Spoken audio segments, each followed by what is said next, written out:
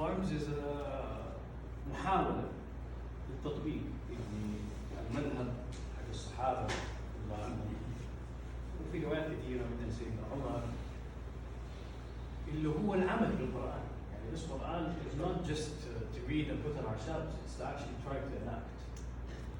فقررت حال إنه أسوي مشروع to take the ethics I learned from the Quran and try to apply it onto the food system. There's several initiatives we're starting as Azka Farms.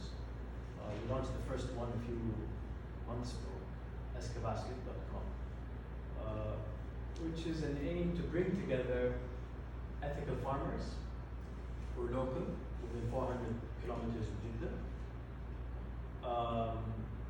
with ethical consumers. And we try to take in all the ethics that وصلت لها منها the fair trade في التعامل التجاري.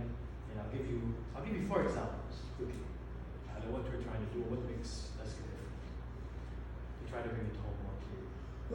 واحدة is the financial transactions.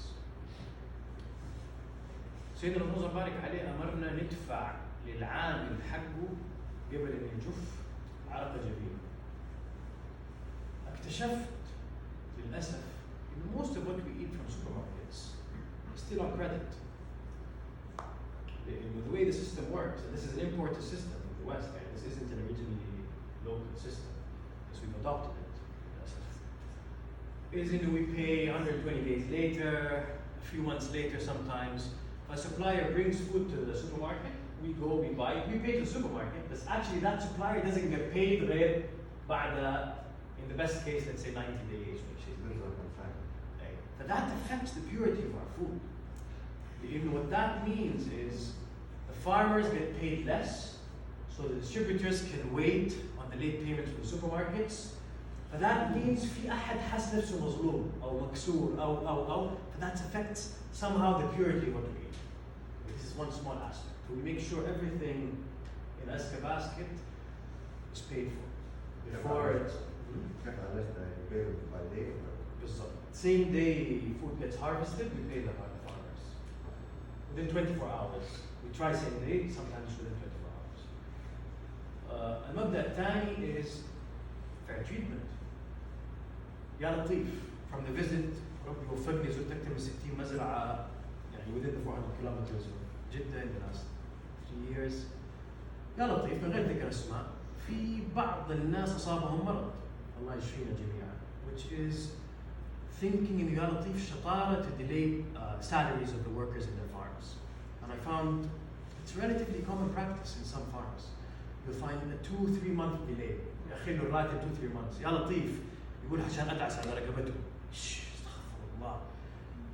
عشان يحس العامل إنه والله ما أقدر أزعل الراجل إنه he still owes me كمان 3 months of فإذا زعلته I might not get my my late salaries and so on.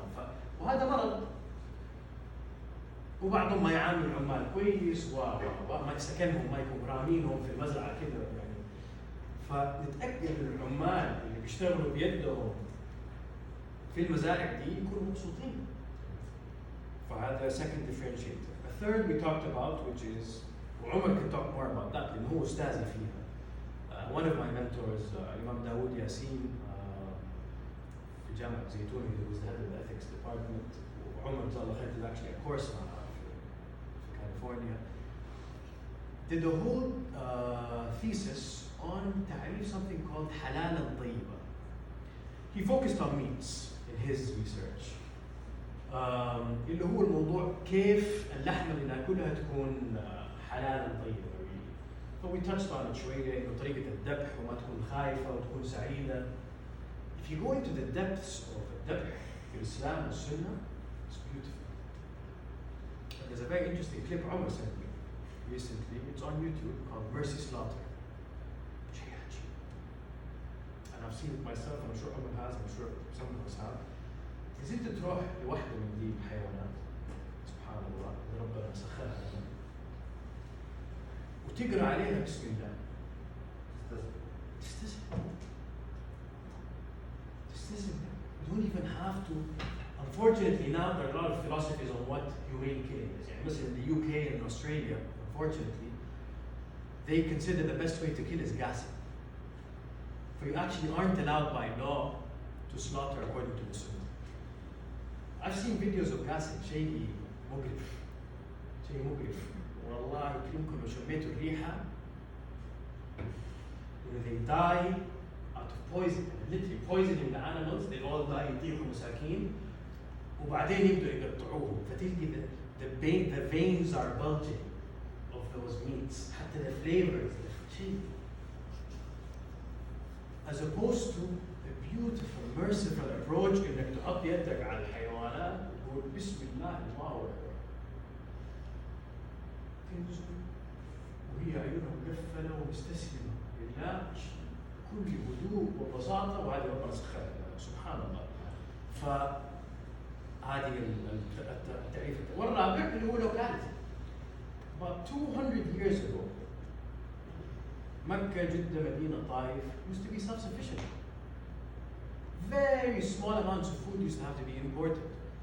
I used to think, we were from barren lands or desert lands. It's true, a lot of our lands are desert, but we had beautiful oases. We actually had forests.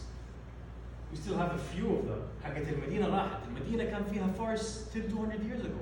تخيل؟ Forests. We can live in abundance. Because of this, we reconnect with nature, reconnect with the ethics of food. فهذه الأربع المبادئ الأساسية which differentiate. بس طبعا في تفاصيل كثيرة under each of them.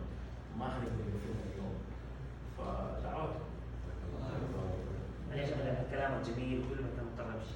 We'll leave one more question before I wrap up. Anyone else has a question? Jazakallah khair, Ahmed, an amazing talk. صراحة I have a million questions, but my thought too are like how can we practice this nowadays? Like we're always eating on the go, ordering from apps, so many brands popping up. What is like the easiest and quickest way for us to like at least attempt to eat as purely as possible? And my second question is about like implementing blockchain technology to verify the purity of the produce or the supplier and make sure like he's ethical and legit and all that. Beautiful questions. So I'll start with the second one first. Blockchain is an excellent technology. So we need to be careful with using technology. A lot of what drives, there's a very interesting book, which actually was one of the reasons I went into this research. Khoy Abdullah recommended to me. There's an interesting writer called Peter Diamandis. He wrote a book called Abundance.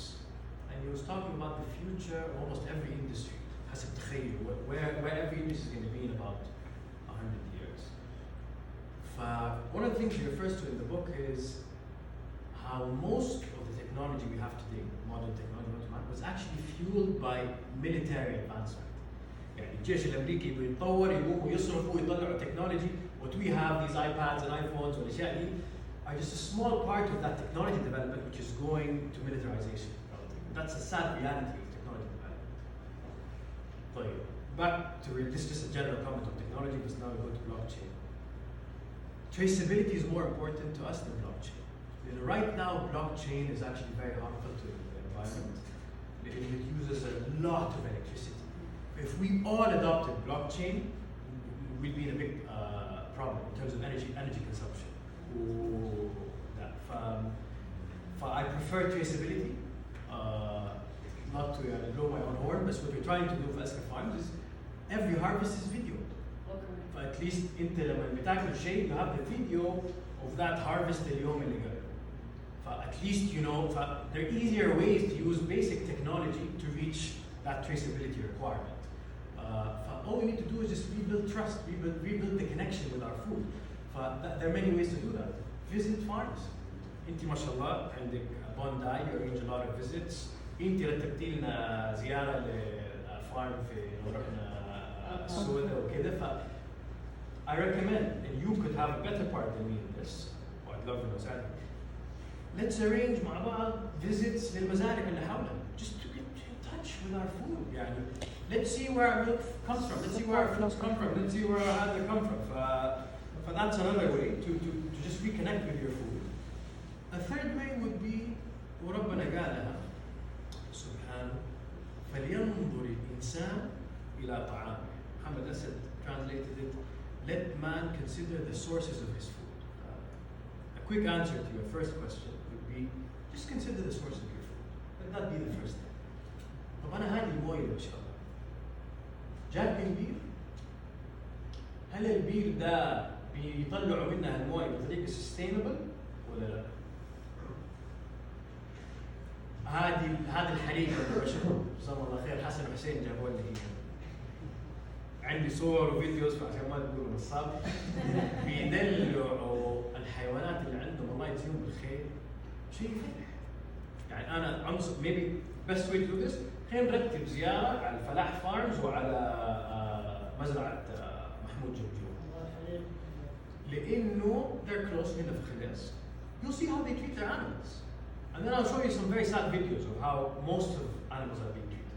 ما احتاج اوريكم فيديو. Go to any مسلخ. جدة فيها أكثر من 20 مسلخ. المسالخ للأسف اللي موجودة عندنا في جدة mostly are made to slaughter 200 animals at a time. شوفوا المسلخ اللي عندهم في المزرعة ما شاء الله for one animal at a time. So you'll be able to start يعني it's a journey. يعني أنا ما أدعي إنه أنا وصلت to the answer that you're saying. بس I'm on the journey let's all be on the journey. هذا هو المطلوب. وربنا سماها في القرآن عشان not to be too ideal يعني كمان. سماها طلب يعني ندعي دائما في القرآن اهدنا الصراط المستقيم. So put us on the right path. As long as we're on the right path نحن في خير إن شاء الله. The end destination إن شاء الله الجنة يا رب الله. ما قلت لهم سبسكرايب في أزكى بس. ما أقدر. جزاك الله خير أحمد. Thank you all for coming صراحة on this beautiful night. والله أحمد you can continue to inspire us all and improve our daily consumption of food. وجزاك الله خير. Thank you all. وبارك الله فيك. Thank you.